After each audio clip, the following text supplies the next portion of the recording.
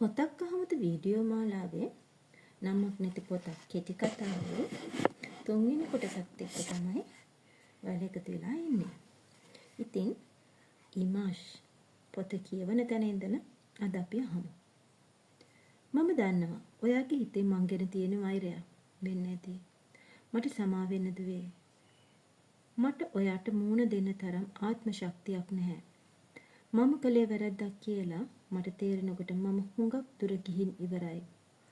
ඔයාගේ තාත්තයි මමයි මුණ ගැහුනේ අපි උසස් පෙළ කරද්දී. මම කලා විෂයන් කරද්දී ඔයාගේ තාත්තා කලේ වාණිජ්‍ය විෂයන්. මම කැම්පස් ගියා. තාත්තා ජොබ් එකක් කරන ගමන් තවත් ඉගෙන ගත්තා.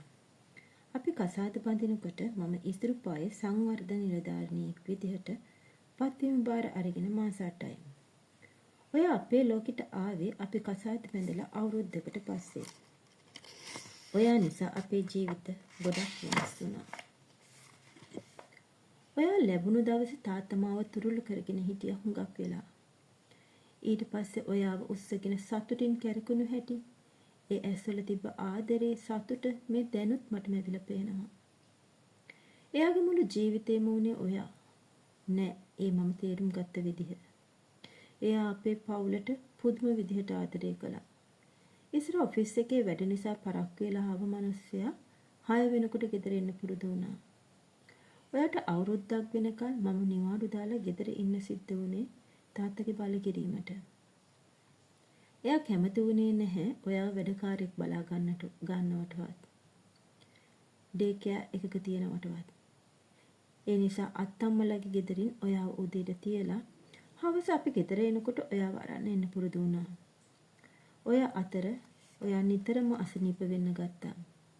තාත්තා මට කිව්වා ගෙදර හැම වියදමක්ම එයා බලා ගන්නම්. ඔයා දෝනිව බලා ගන්න කියලා. ඔව්, තාත්තගේ බල කිරීමෙන් බේරෙන්න බැරි තැන මම රස්සාවෙන් අයින් වුණා. මම ගෙදර වැඩත් ඔයාගේ වැඩත් අතර දවස ගෙවනකොට මට මාවම නැති වෙලා කියලා දැනෙන්න ගත්තා. තාත්තා කිසිම අඩුපාඩුවක් නැතුව හැම දෙයක්ම දෙන්න උත්සාහ කළා.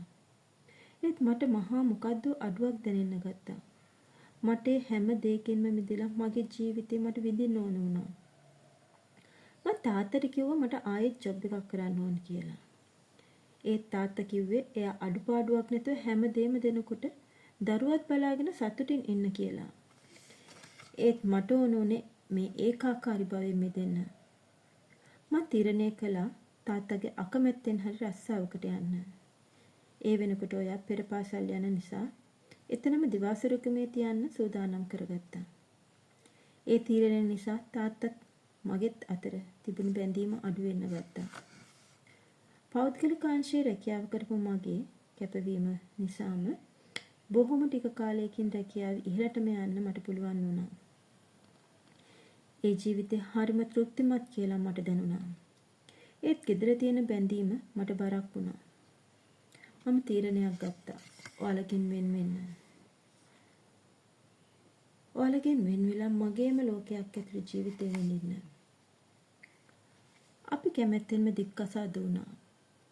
මම කැමැත්තෙන්ම ඔයාවත් තාත්තට බාර දුන්නා. එදා දික්කසාදේ අරන් මම ඔයාලා දෙන්නගෙන් වෙන් වෙලා ගියේ කිරිල්ලියෙක් වගේ. ඊට මාසෙකට පස්සේ මම සමාගමේ එංගලන්තේ ශාඛාවේ වැඩ බාරගෙන රට ගියා. දවස් 2-3ක් ගෙවිද්දී මට මහා පාළුවක් හිස්කමක් දැනෙන්න ගත්තා. එතකොටයි මම Tamanගේ දරුවෝ වෙනුවෙන් පවුල වෙනුවෙන් කැපවෙච්ච ගෑනු දැක්කේ. ඒ කැපකිරීම තුළින් එයාලා ජීවිතයෙන් විඳින ලස්සන දැක්කේ.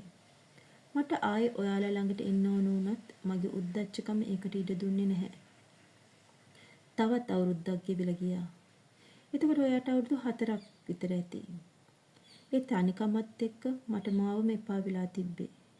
පවුලක වටිනාකම, සැමීගේ ආදරය, දරුවෙක්ගේ හුරතලය මට ආයෙත් විඳින්න ඕනේ වුණා. මං තාත්තට කතා කළා. සමාවත් ඉල්ලුවා. ඒත් තාත්තා කිව්වේ මම ඔයාට සමාව දුන්නේ ඔයා අපිව එපා කියපු දවසේමයි. ඒත් අපේ දුවට ඔයා කරපු අසාධාරණයට එයා ඔයාට සමාව දෙයිද කියලා මම දන්නේ නැහැ. කොහොම වුණත් අපිට ආයෙත් එකම වහලක් යට ජීවත් වෙන්න මට හිත හදාගන්න බෑ. ඔය අපෙන් ඈතට ගිය දවස් ඉඳලා සතියක් මගේ කෙල්ල බත් කටක් කෑවේ නැහැ. අම්මා හොය හොයා හුල්ල අඬපු තරමට මට මාම වාව ගන්න බැරිව හිටියේ. ඒ පුංචි හිතේ ඇතිවෙච්ච තුවාලය මට ලේසියෙන් හොඳ කරන්න පුළුවන් වුණේ නැහැ. දරුවෝ මේ ලෝකෙට එන්නේ අපේ වුමනාවකට ප්‍රතිචාරයක් විදිහට වුණත් ඒ ජීවිතවල සම්පූර්ණ වගකීම තියෙන්නේ අපේ අතේ. ඒ වගකීම යුතුයකම එකපාරක් අතහැරලා දාලා යන්න පුළුවන් වුණ ඔයා ගැන මට විශ්වාසයක් තියන්න බෑ. ඒක නිසා කිසිම දවසක ඔයා මගේ කෙල්ලට ලං වෙන්න උත්සාහ කරන්න එපා කියලා තාත්තා කිව්වා. ඔව් මට තාත්තා දෙවරි අවස්ථාවක් දුන්නා නම් සමහර විට අපේ ජීවිත මීට වඩා වෙනස් වෙන්න තිබුණා. ඒත් එහෙම වුණේ නැහැ. මම තාත්තට දොස් කියන්නේ නැහැ. ගෙදරින් ගිහින් තනියම ජීවත් වෙනකොටයි මට හැමදේම තේරුම් ගියේ. තාත්තා කියන චරිතය අපිට තේරුම් ගන්න බැරි චරිතයක්. එයා හැම තිස්සෙම පවුල වෙනුවෙන් කරන කැපකිරීම දරා ගැනීම ගොඩක් වෙලාවට අපි තේරුම් ගන්නේ නැහැ. වගේ තාත්තා මේ ලෝකෙම හොඳම සැමියෙක් තාත්තෙක්. එයාට ලියුකේමියාව හැදිලා නැති වුණා කියලා මම දැනගත්තේ එයාගේ 3 මාස දානෙත් ඉවර වෙලා. මම ඔයාව හැමතැනම හෙව්වා. ඒ වෙනකොට අත්තම්මයි අත්තයි දෙන්නම නැති වෙලා. තාත්තා පවුලේ එකම දරුවා නිසා ඔයාව කාටද දුන්නේ කියලා මට හොයාගන්න බැරුව ගියා. ඔයාව මං හොයාගත්තේ තරු ටීවී එකේ වැඩසටහනක දැකලා. වගේ සැලොන් එකට කතා කරලා මාව මුණ ගැහෙන්න ඔයාට එන්න කිව්වට මට ඔයාව මුණ ගැහෙන්න එපා කියලා තාත්තා මගෙන් පොරොන්දුවක් අරගෙන තිබ්බා. අඩුම තරමේ මම ඒ පොරොන්දුවවත් රකින්න ඕනි නිසායි ඔයා මුණ නොගැහෙන්න නැවිත් හිටියේ. මම කරපු වැරද්දට මම ඕනාවටත් වඩා දඬුවම් වින්දා. තාමත් විඳිනවා. පුතේ, ඔයාට පුළුවන් නම් ඔයාගේ අම්මට සමාව දෙන්න.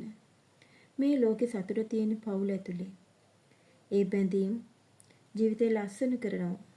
සතුට දුකක් කියලා හිතන තාක්කල් සතුට විඳින්න බැරි වෙනවා. ජීවිතේ පොත මහ පුදුමාකාර ලියවිල්ලක්. ගෙවිලා ගිය ජීවිත කතාව එක පොතකට ගොනුකොළොත් ඒ පොතේ නමක් යොදන්න බෑ. ඒ තරම්ම සංකීර්ණයි. ඉතින් ඒක නමක් නැති පොතක් වගේ. මැරෙන්න කලින් එක පාරක් මට ඔයාව තුරුල් කරගෙන සමාව ඉල්ලන්න ඕනේ. මේ ඔයාගේ නමක් නැති පොතක් ලියන ඔයාගේ අම්මා. ඉමාෂ් ඒ පොතේ පිටු කියෙව්වේ ආකාශයට ඇහෙන්න. ජංගම දුරකථනයේ එහා එම සිටි ආකාශාගේ ඉකි විඳුම බොහෝ වේලාවක් අසා සිටි ඉමාෂ් තම හඬ අවදි කළේය. ඔයා අම්මට සමාව දෙන්න. මම ඔයාව එයා ළඟට එක්කගෙන යන්නම්. හාද? කිසිදු පිළිතුරකින් තොරව මොහොතක් ගත විය. හා ඔයා මාව එක්ක යන්න එන්න. වැරදි කරන එක මිනිස්සුන්ගේ හැටි. ඒත් අපි දෙවන අවස්ථාවක් දුන්නොත් ඒ වැරද්ද නිවැරදි කරගෙන එයාලා ජීවිතය අලුතින් පටන් ගන්නයි නේද ඉමාෂ්? ඒක ඇත්ත. නමක් නැති පොතක් ලියන ඔයාගේ අම්මගේ පොතේ නමක් දෙන්න පුළුවන් ආට විතරයි ආකර්ෂා. ඉතින් නමක් නැති පොතක් කෙටි කතාව එන්නේ මේ විදිහට තමයි අවසන් වුනේ. ඇත්තටම අපි වැරද්දක් කළොත් සමහර වෙලාවට දෙවෙනි අවස්ථාවක් දුන්නොත් වැරද්ද හදාගන්න සමහර අපිට වැරදි කරපු කෙනා නිවැරදි මාර්ගයට ඇවිල්ලා ජීවිතේ ලස්සන වෙන්නත් පුළුවන්. ඉතින් ආකර්ෂා එයාගේ අම්මගේ පොතේ නමක් දේවි. ඉතින් නමක් නැති පොතක් කෙටි කතාවත් එක්ක කොටස් 3ක් එක්ක විනාඩි 20ක් විතර ඔයාලා මාත් එක්ක රැඳිලා හිටියට මේ දවස් ටිකට ගොඩාක් ස්තුතියි. ඉතින් එහෙනම් ඉදිරියේ කෙටි කතා ටික අහන්න channel එක subscribe කරලා තියාගන්න. ඔයාලගේ ප්‍රතිචාරත් දක්වන්න. මොකද ඔයාලගේ ප්‍රතිචාර මත තමයි ඉදිරියේ තීරණය වෙන්නේ. එහෙනම් ගිහින් එන්න. ස්තුතියි.